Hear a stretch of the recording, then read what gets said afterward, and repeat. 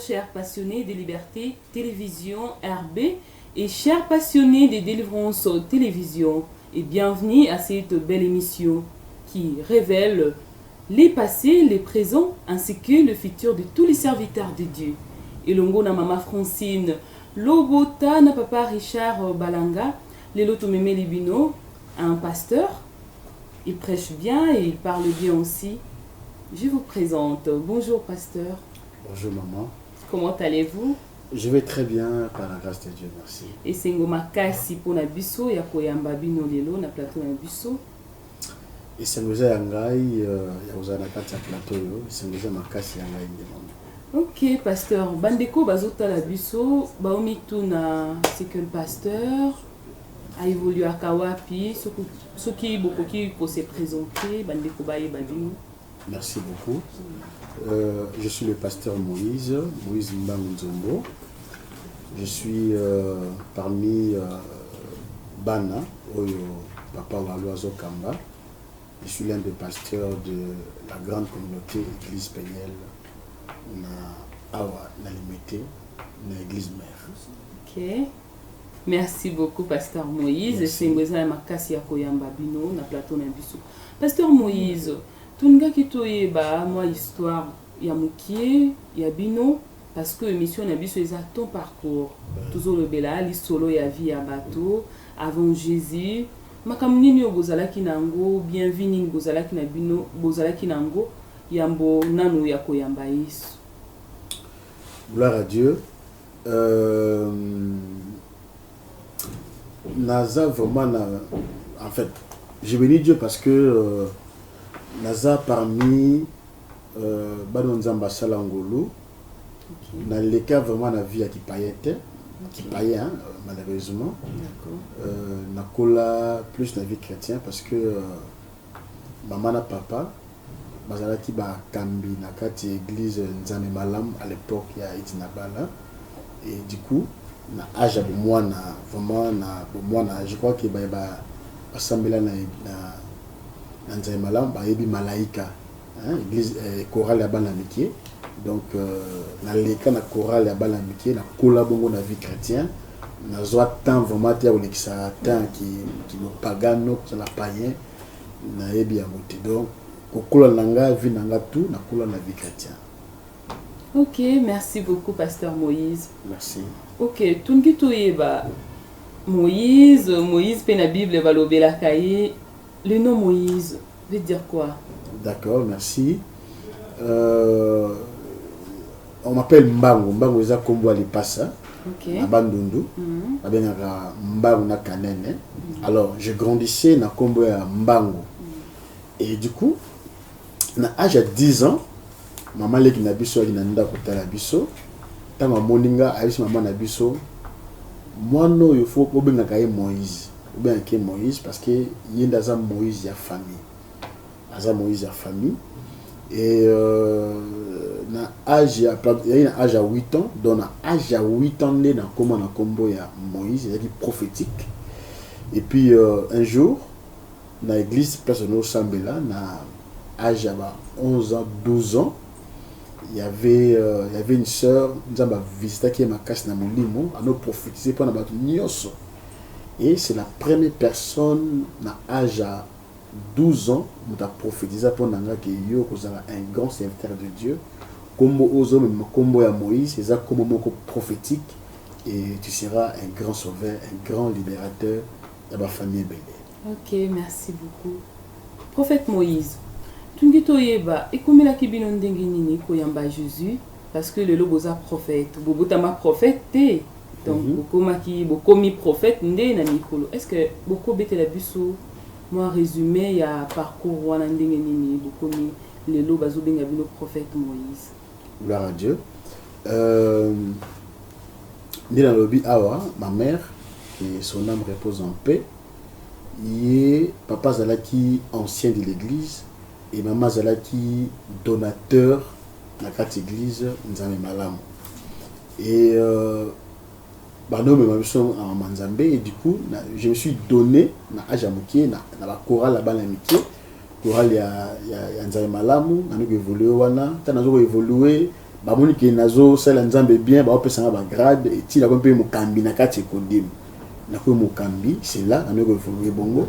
Alors tono prier plus na Kasavubu, donc Kasavubu 1 nzamalamu Kasavubu 1 et tant to no sala ba koyemba tono kende na direction générale na Tchouapa pour koyemba ko sala nzambe tout ça. Et un jour l'homme de Dieu Aïdi Nabala Tanzaki qui se nomme représenté Tanzaki en vie à Salaki campagne mongo menée na palais du peuple. C'est là de a bien dit batuba yamba Yesu na yambaki Yesu. Donc malgré la notion de kodi mais joana en tout cas parole touchenga singi batuba yamba Yesu, c'est là de yambaki Yesu le rôle à mokonzi pe mubikistangai. Ok, merci Pasteur Moïse. Merci. Ce que les autres moni bino boza ko évoluer dans la communauté chrétienne Peniel. Et c'est là qui ndenge nini beaucoup mana Peniel bolongo na nzambe malamu boko tana Peniel. Gloire à Dieu. Nazaki tellement engagé, je craignais tellement Dieu na naiko sala nzambe na vie à sanctification, a jamais Kenya lobby na chorale na nzambe malamu. Et tout un combat moro na kati famille. Ma mère azalaki une grande femme d'affaires. Diable a côté na kati famille a séparé papa na maman, divorce côté. Et diable a bandi ko combattre besoin maman. A combattre finance na ye. Tout qui nanda il y a 4 chambres, il y a 3 chambres, il y a 2 chambres, il y a chambre salon et tout que se retrouver dans studio na limité la première vie. Le père mort la famille la petite Vanda. Alors maman botabiso 6, 3 filles, 3 garçons et de se retrouver dans 4 studio au Vanda. Alors transport au Longwa limité si ko kende Kasavubu ils suscité. Alors maman abanda qui ko fréquenter église Peniel.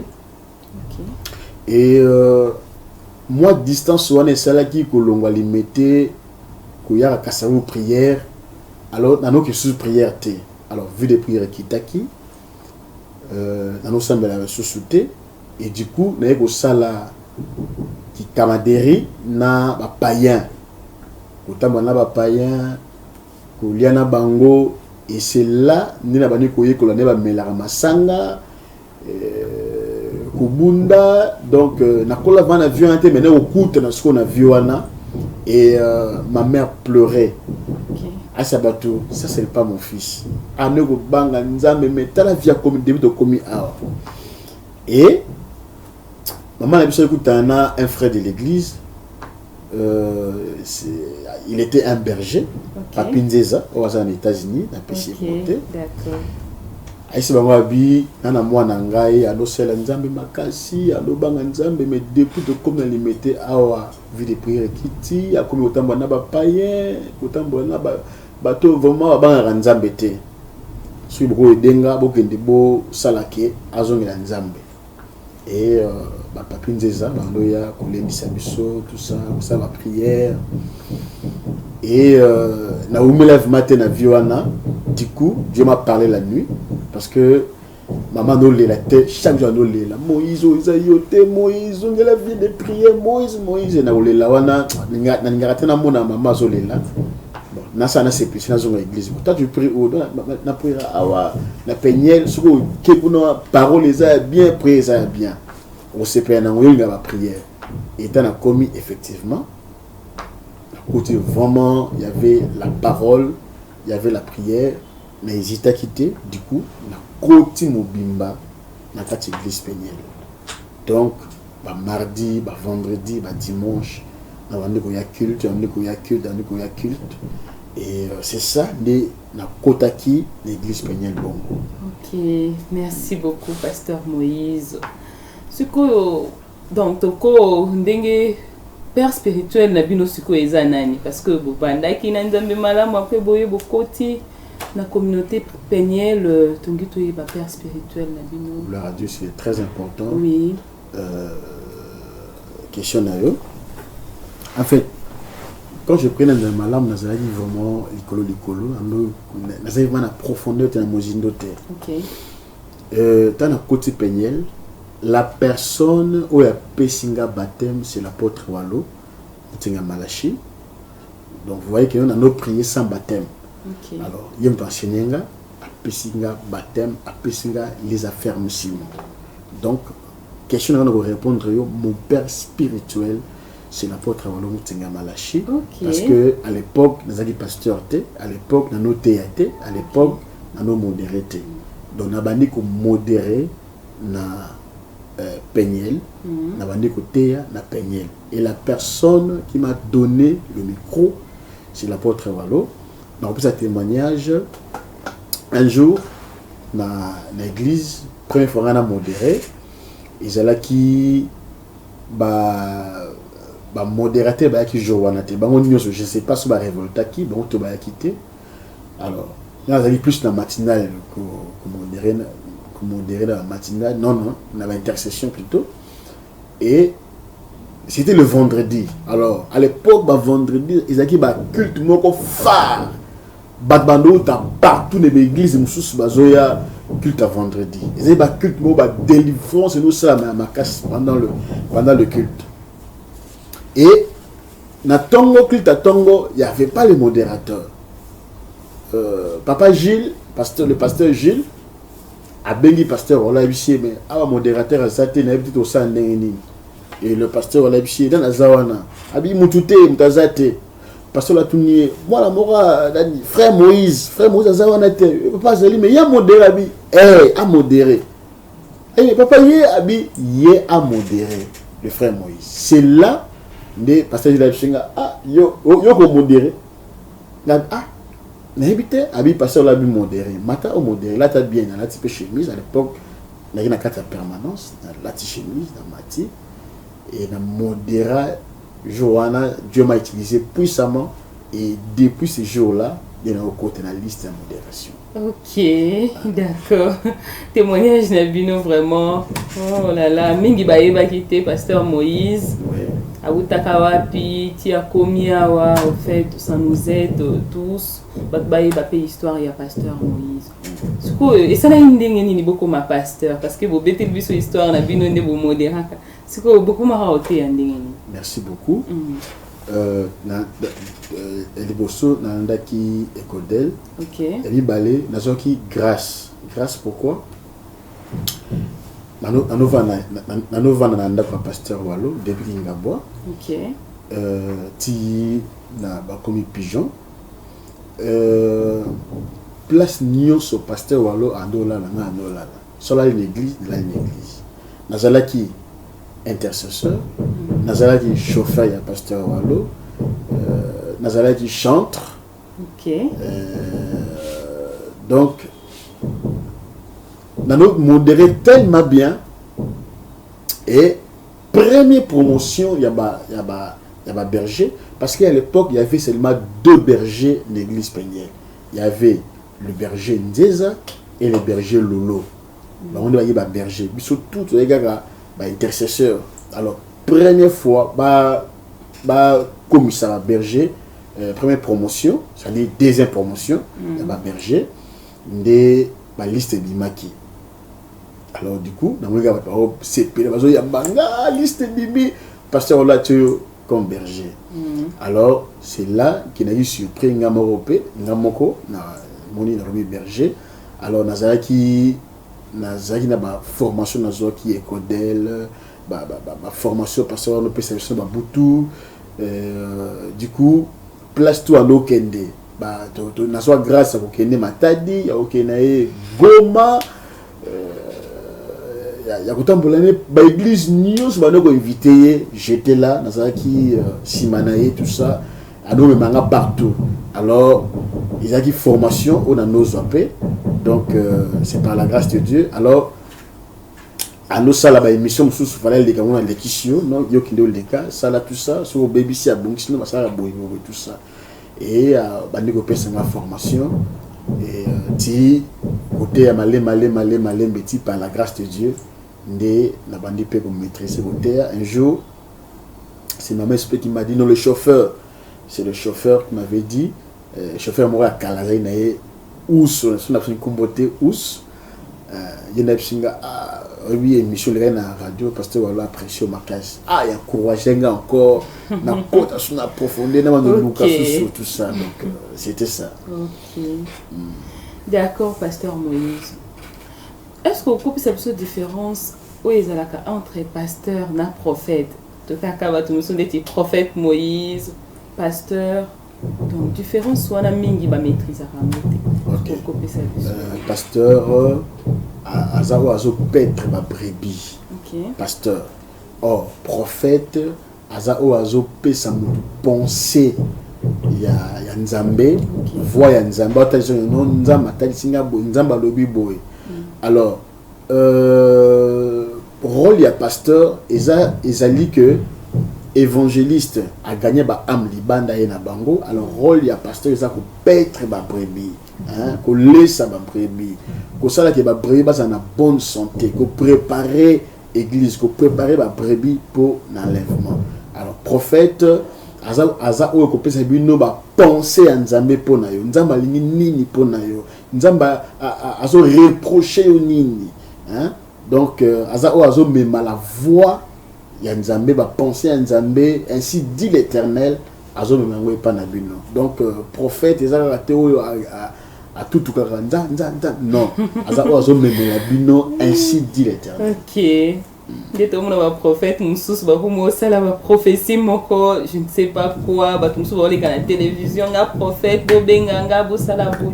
Donc il y a une différence entre kozala kozana don ya prophétie, na kozana ministère prophétique. Donc il y a deux choses différentes. Kozana don ya prophétie mais au benga matin kozana ministère prophétique. OK. D'accord, merci beaucoup pasteur Moïse pour l'éclaircissement oyo et des bandeko bazota la biso nangape to moi toye ba différence entre pasteur na prophète. Pasteur Moïse, est-ce que ton dit toye ba souki na communauté Peniel vous évoluez déjà na église moko, donc déjà pe bo kamba pe église moko ya pasteur Walo ton dit toye ba gloire à Dieu. Oui. Na pas moli Nzambe.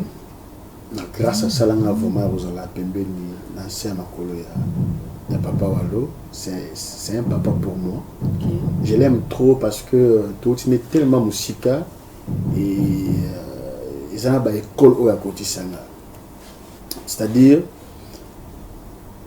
na comment étape moko dans notre travail, nazala ka caméraman professionnel, atanga ba école il y a audiovisuel et il n'a ça parmi bateau la méma c'est-à-dire la méma audiovisuel vraiment dans quatre églises Peniel. Parce qu'à l'époque nous sommes à la caméra VHS, nous avons filmé les papier Dimba na Olivier Mungita, na je crois Kombe Kiminga. Alors, on a des plus de la caméra, on a castaminé, on a tout ça. Alors, là, on a une école, on a une formation, on a une innovation dans l'église Peniel, tout ça. Alors, on a une caméra, i8, c'est-à-dire la caméra, il y a professionnalisme, quoi. On a l'église Peniel, format P, caméraman, tout ça. Et Nago me m'appelle, que cela me repose en paix, notre frère, Ouakoufa, Pablo, à Boussa. Donc, na Philippe, na mémoire de Bango, na cour, bazuba cour, to yende, to yara se former, à on a quatre églises. Alors, par la grâce de Dieu, nous avons Moussala,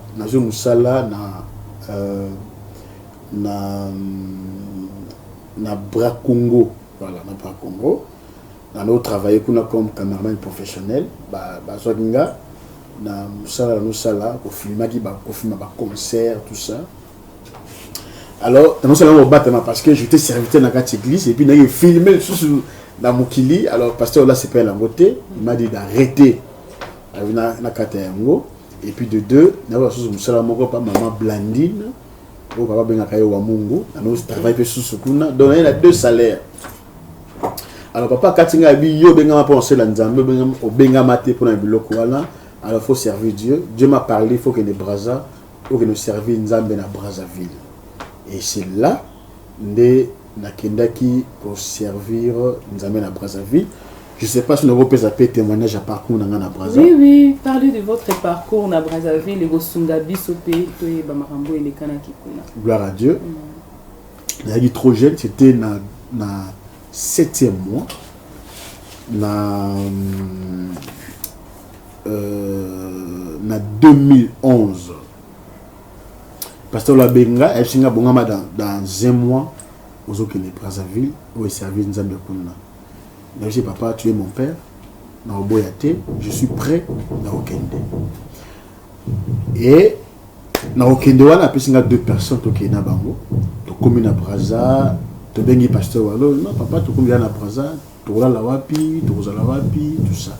Alors, comment qui ont la place église Ezali, comme une adresse, place Bisca église Ezali, tu as une adresse église, tu as une église, alors.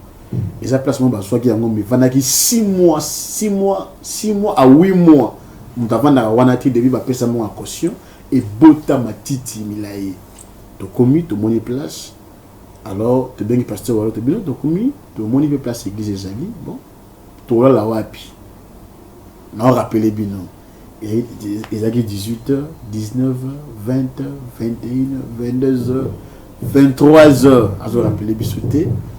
Alors, tu débrouilles place au là, tu es là la famille Moko, il y a Ndomo Michel, il y a la famille de la Braza, tu es là, c'était bizarre, place Moko, salité, tu l'as les caca.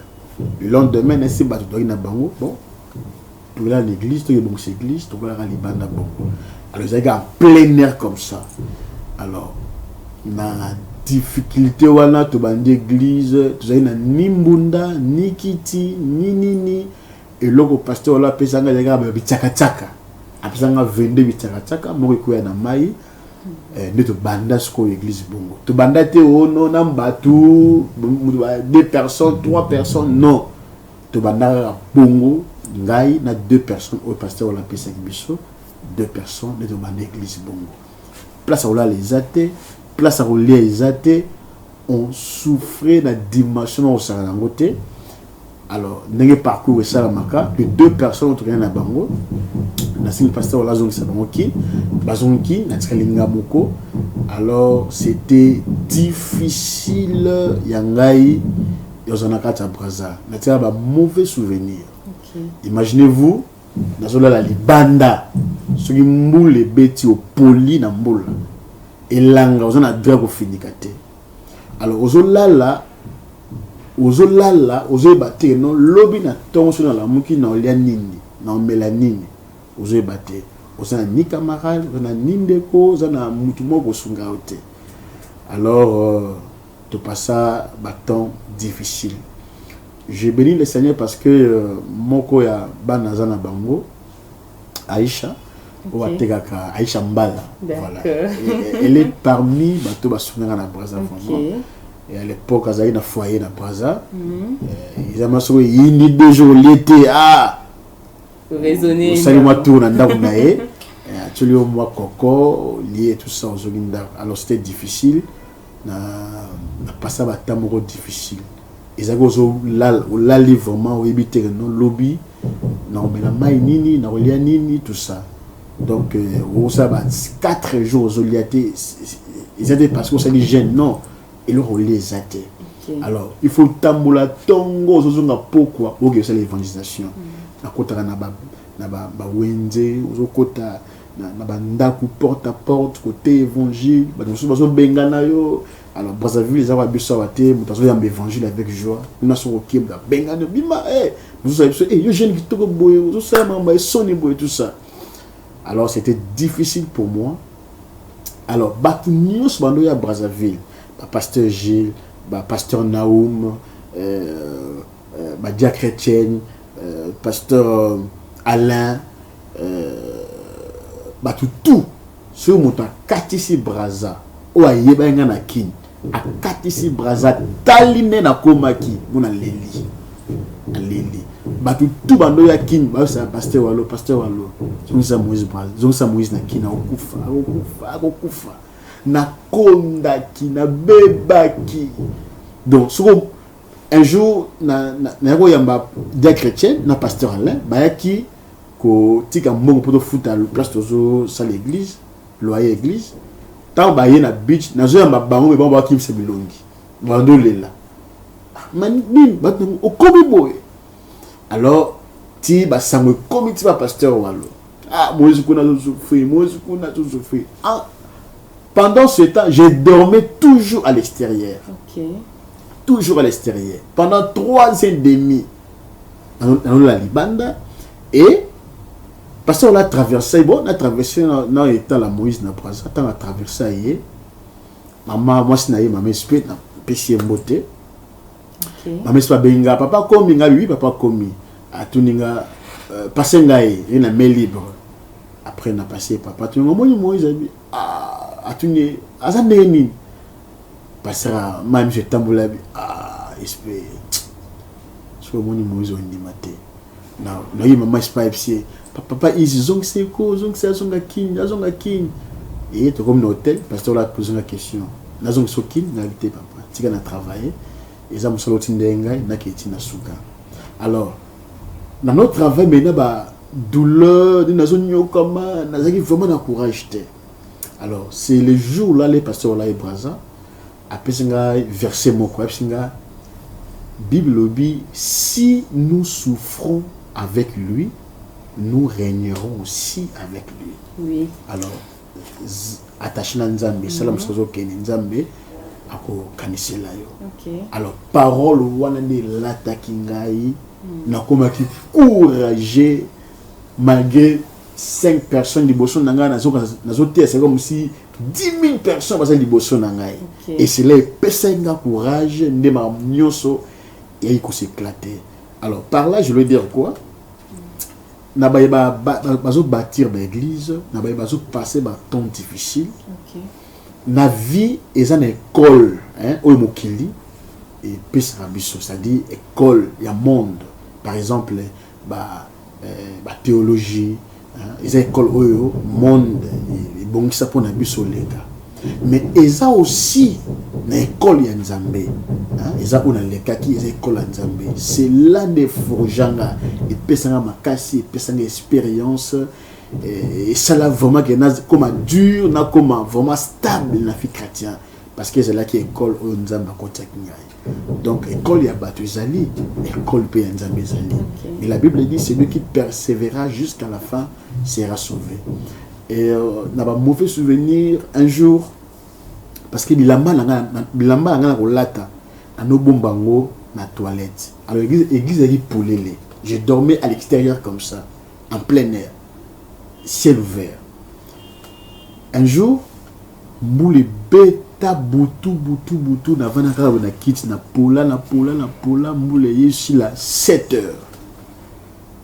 Alors na lala yibongo na liete il les a quitté na tongo il les a té et parmi bananga moko mwana nga mwasi aya toqué porte akuti ke mutaz azo répondre te mo afungole porte église après on obé la papa a salué Florian papa nazo zongi chatin na kata toilette na batama kipo na polaki bilamba nanga tu bayibaki tenge la mara moko wana na vandi na kati ya toilette je pleurais nazo lila nazo sambela après atunga papa na toilette ngabi oui azanga papa na 100 francs ngi na pour na matinale est-ce que na ko sombela o mikate na chez non ma fille laissez à le cycle na ba lira mikate akena coin a sombe mikate à 100 francs après c'est na lia pandia depuis 2 jours zo lia de papa oui bon matelia après yepé moi na banzo lela Nzambe sunga papa na biso botike na vieux tout ça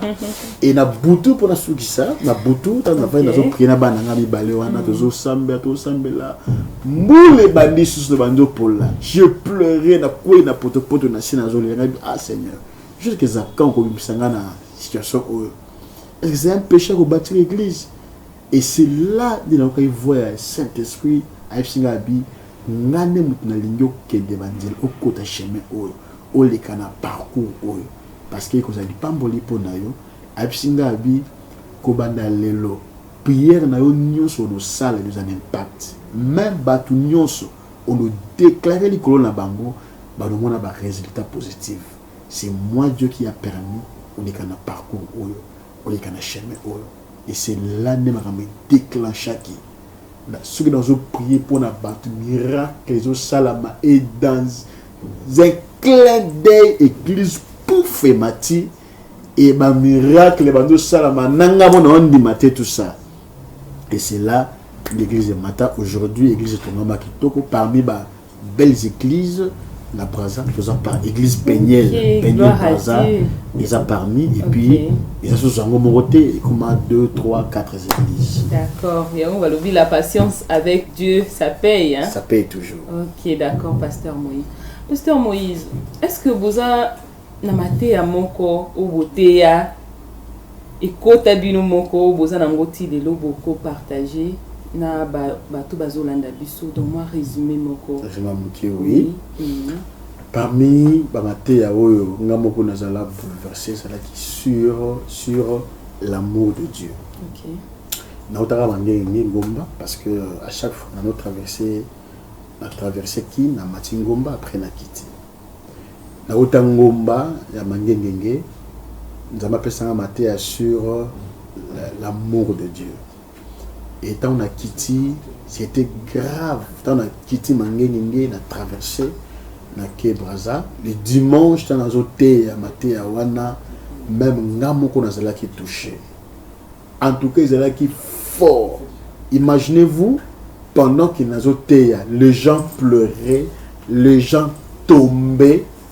Et à la fin, l'esprit m'a dit que affecté banayo na benga na bi muto aza aya na affecté na onction izawa aya manko touchenga et personne azala qui capable de toucher. Tout le monde essaie de me toucher tomber même mes serviteurs. OK. Donc même ngabona kuya qui je pleurais. Et l'église ici la terre non l'église ici la d'abord va communiquer au fond non l'église ici la bonté église ici la adoration donc nous devons que non quantité ne coquille animaki ouais mon accueil atiko front accueil donc plus va communiquer tout ça va fronter église sur la adoration donc na maté na noté les gens pleuraient les gens tombaient ils ont confessé. Donc, présence en Zambé, c'était sur l'amour de Dieu. Il y a Nzambe ko leka biloko nyonso. OK. Il y a Nzambe ko leka nyonso ata ozoluka eloko yo. Ozoluka na nozu yango te ekolongola bolinga Nzambe na vie na ote. Donc linga Nzambe ko leka nyonso, linga Nzambe ko leka mbongo, linga Nzambe ko leka bilamba ko leka tout ya mokili. Parce que amour na ye yango nde sera tous la moto sale. D'accord. Merci beaucoup pasteur Moïse. Tolinga Nzambe koleka nyonso. Tolinga Nzambe koleka mbongo. Donc merci beaucoup édifié biso makasi. Résumé à maté na bino. Pasteur Moïse. Tongi toye ba secret na bino ezanini. Nde boté ya makasi bongo votre secret parce que ba pasteur ba comment na ba secret na bango parfois vous avez moi secret mon so ko ebisa biso secret na bino ezanini. Gloire à Dieu. Parmi bana o ba koli vraiment pemé na pasteur Walo. OK. Naza parmi. D'accord. Secret il y a notre papa le pasteur Walo à la qui c'est la prière. C'est la prière. C'est ça qui fait la force. Vous voyez? Moni yoko teya mais mutu oyo a convaincre batou c'est le Saint-Esprit. Donc chaque temps dans la Ngomba, dans la retraite personnelle, il y a beaucoup de gens, il y a beaucoup des hommes de Dieu, bah penser à un pasteur, à côté de se fronter, à côté de se démonter, à côté de la société, à côté de se retraiter. Pendant que notre papa, l'apôtre, il est en retraite. Dans le niveau où nous avons tombé là, il est à côté de la retraite. Vous voyez? Parce qu'il y a que secret, il y a nyonso, il va dans la prière. Donc la personne qui prie beaucoup, elle s'appelle une onction ébélée. La personne qui prie peu, elle s'appelle une onction yamukie. Donc notre secret, c'est la prière. D'accord. Merci beaucoup, Pasteur Moïse. Pasteur Moïse, au cours de mot de la fin, Nabino, tu commis na souka émission, bato bazolanda biso, makamni boko yebisa bango, oyo ba garder en tête, ba tiango pe en pratique pour aider bango un jour, ba komape, pourquoi pas ba komape lokola bino, pourquoi pas ba lekape bino. C'est ça. Gloire à Dieu. Et les bosso parcours ya nzambe za facilité. Bato nyonso na Bible ou basala d'explorer na nzambe baleka toujours dans un parcours difficile. Et la Bible dit c'est lui qui persévérera jusqu'à la fin sera sauvé. Parcours où ebondisa maté ezala parcours à makaste. So on a la grand lobby, faut que tu aies un grand combat. Ba grand combat yangonde et produit sacra ba miracle minene na vie. Ce qui vous a un combat éminé dans la vie, c'est-à-dire vous avez la paix grand T. Donc vous avez un combat éminé, un problème éminé, un miracle éminé. Oui, c'est la rabango. Donc nous avons traversé un temps difficile qu'on a battu. S'attacher à la prière, nous avons déclenché le problème, nous avons eu sa solution. Alors, sur l'embi, objectif, il y a Satan, il y a qui a l'embi, ça veut des prières. Objectif, il y a Satan, il y a qui a écarté au Nzambé. Mais si vous vendez ça dans la carte à prière, vous avez soudé la carte à prière, tu as un obstacle, vous avez des bossons. Solution, il y a vie, vous avez traversé, c'est la prière. Diable a tel que vous avez prié, mais pourquoi pas, vous avez fait la vie. Vous voyez? Tant que tu as un problème, un parcours difficile dans la vie, tu as l'embi, tu as mais Job a dit, je sais que mon rédempteur s'élèvera le dernier. Mon rédempteur s'élèvera. Mon rédempteur s'élèvera. Mais c'est Job. Mais pendant qu'Azolo Bango, a jeté. Je sais que mon rédempteur s'élèvera. Quand c'est fatigué, il faut traverser un temps difficile. Alors, le mot de la fin de l'Angélie, vous savez, nous devons dans la Bible comme on a eu Jean-Baptiste. Jean-Baptiste a présenté votre Bible. Voici l'agneau de Dieu qui ôte les péchés. Voici l'agneau de Dieu qui ôte les péchés. Mais la même personne, apôtre qui Jean, a dit voici l'agneau de Dieu. Tant qu'il dans la prison, ayo qui s'envoyait sur la miracle et tout ça, a béni ba disciple neni balabi boya. Est-ce que ça y est, vous avez présenté qu'il est sauveur ou bientôt c'est la Vous voyez? Alors, non. Vous voyez? La personne qui a traversé un temps difficile a changé un langage. Espoir est le mot. Mais nous avons l'espoir. Nous avons besoin de prier pour nous. Au bénébiso na numéro, d'ailleurs, on a un numéro. 082 05 330 16 082 donc international plus 243 82 05 330 16. Que le Seigneur vous bénisse. Ok, merci beaucoup Pasteur Moïse et Sengoma Kassi. Ndenge boyaki na plateau na biso, ndenge bondima ki invitation na biso, tous a vraiment béni na présence na bino. Mesdames, messieurs, to komi na suka émission na biso, ndenka to lobaka émission na biso, o révélaka passé, pe présent, pe futur, ya vie, ya ba sali ya Nzambe. To komi na suka, to pesi un grand merci Maman Francine Lobota na papa Richard Balanga pour cette belle initiative. À la prochaine.